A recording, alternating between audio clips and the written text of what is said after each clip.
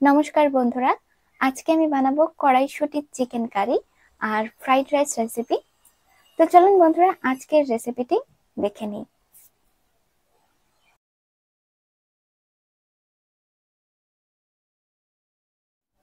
তো এই দেখুন বন্ধুরা, এখানে আমি সমস্ত কিছু রেডি করে নিয়েছি।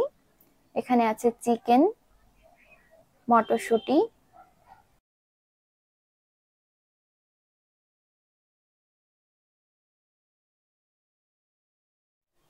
তো প্রথমে আমি বাসমতি চালের ভাত বসিয়ে দিচ্ছি ফ্রাইড রাইসের জন্য। ভাতটা বসিয়ে দিলাম। তো ভাতটা ওইদিকে হতে থাকে, এদিকে আমি মাংসটা রান্না করে নেব। কড়াই গরম হয়ে গেছে, দিয়ে দিলাম কড়াইতে বেশ অনেকটা সাদা তেল। এখন আমি দিয়ে দিচ্ছি জিরা, এখন আমি দিয়ে দিচ্ছি পেঁয়াজ কুচি,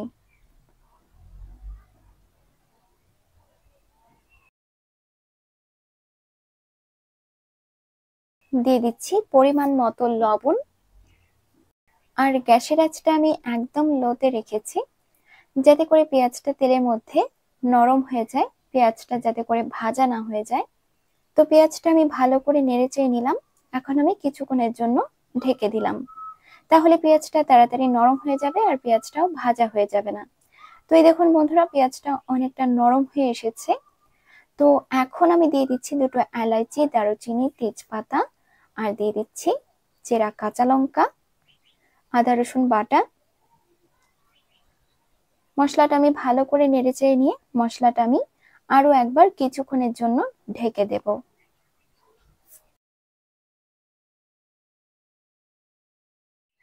আর গ্যাসের আঁচটা কিন্তু আমি একদম লোতেই রেখেছি।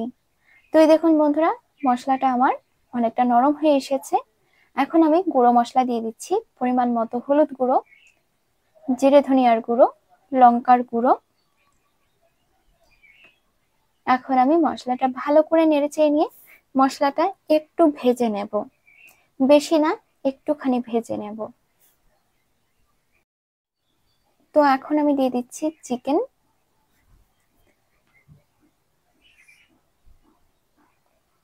খুব ভালো করে নেড়েচেড়ে নেব চিকেনটা।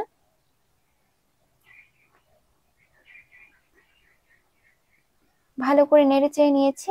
তো কিছুক্ষণের জন্য ঢেকে দিলাম। আর গ্যাসের আঁচটা কিন্তু আমি একদম লোতে রেখেছি। পুরো রান্নাটা আমি গ্যাসের আঁচটা একদম লোতে রেখে করব।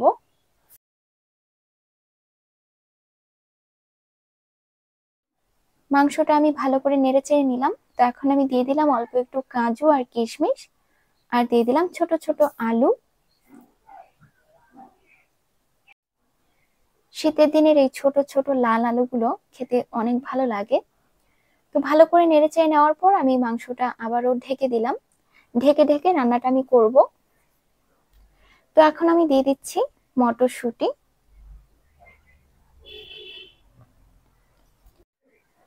কড়াইশুঁটিটা আপনারা আপনাদের পরিমাণ মতো দেবেন, আমি অল্পই দিলাম।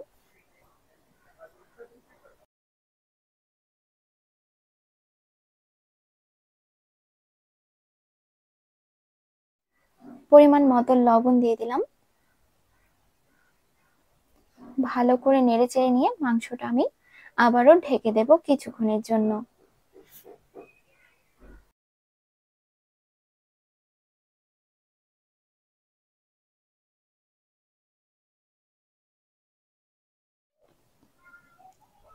এভাবে ঢেকে ঢেকে মাংস রান্না করলে মাংসটা খেতে অনেক ভালো লাগে, আর মাংসের কালারটাও অনেক সুন্দর আসে।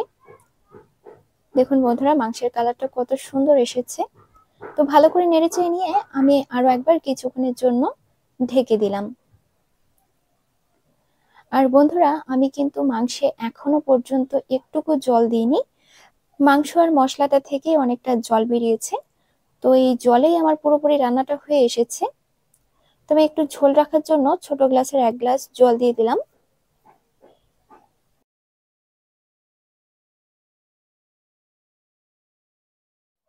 তো এখন আমি আরো একবার কিছুক্ষণের জন্য ঢেকে দিচ্ছি। কিছুক্ষণ পর ফিরে এলাম। তো এখন আমি দিয়ে দিচ্ছি অল্প একটু গরম মশলার গুঁড়ো। ভালো করে নেড়েচেড়ে নেব আর বেশ কিছুক্ষণ একটু ফুটিয়ে নেব, তারপর আমি তরকারিটা নামিয়ে নেব। আলুগুলো ভালোভাবে সেদ্ধ হয়ে গেছে। তো মাংসের তরকারি আমার হয়ে গেছে, গ্যাসটা আমি বন্ধ করে দিচ্ছি। তো এখন আমি বানিয়ে নেব ফ্রাইড রাইস। কড়াই বসিয়ে দিয়েছি, কড়াই গরম হয়ে গেছে, দিয়ে দিলাম আমি অল্প একটু সাদা তেল। কড়াইটা খুব ভালো করে গরম করে নিতে হবে। তেলটা গরম হয়ে গেছে, দিয়ে দিলাম আমি অল্প একটু পেঁয়াজ কুচি। এখন দিয়ে দিচ্ছি গাজর কুচি, আর দিয়ে দিচ্ছি অল্প একটু মটরশুঁটি। অল্প লবণ দিয়ে দিলাম। গ্যাসের আঁচটা একদম লোতে রেখে এগুলো ভেজে নেব, যাতে করে মটরশুঁটিটা ভালোভাবে সেদ্ধ হয়ে যায় আর মটরশুঁটিটা যাতে করে ফেটেও না যায়। বেশ কিছুক্ষণ পর এখন আমি গ্যাসের আঁচটা একটু বাড়িয়ে দিয়েছি। তো এই দেখুন বন্ধুরা, এগুলো ভাজা আমার হয়ে গেছে। তো এগুলো এখন আমি নামিয়ে নিলাম।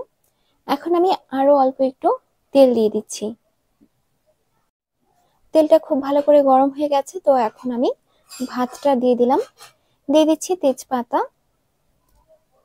একটা দারুচিনি, লবঙ্গ, এলাচি, গোলমরিচ, আর দিয়ে দিচ্ছি কিশমিশ, কাজু বাদাম।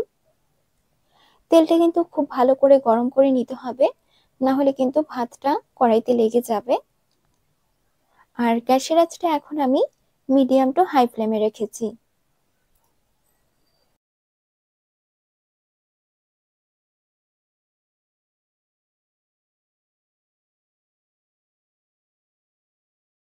ভাতটা ভালো করে একটু নেড়েচেড়ে নিলাম।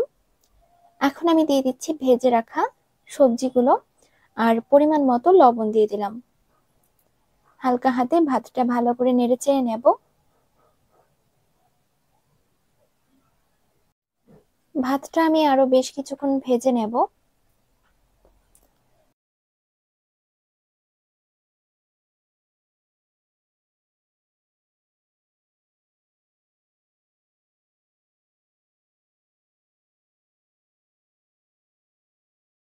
এখন আমি দিয়ে দিচ্ছি অল্প একটু ঘি।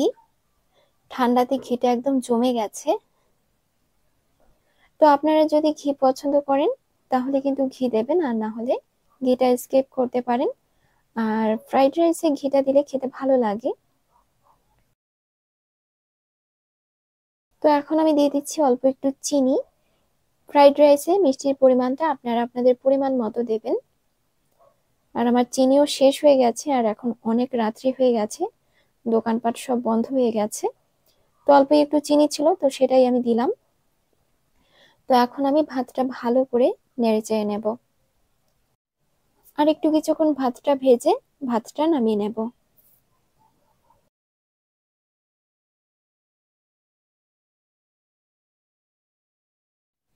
ফ্রাইড রাইস আমার হয়ে গেছে, তো এখন আমি এটা নামিয়ে নেব। তো আমার আজকের রেসিপি আপনাদের কেমন লেগেছে অবশ্যই জানাবেন, আর একবার ট্রাই করে দেখবেন। আর লাইক কমেন্ট শেয়ার করে আমার চ্যানেলটিকে সাবস্ক্রাইব করে পাশে থাকা বেল আইকনটি অন করে দেবেন।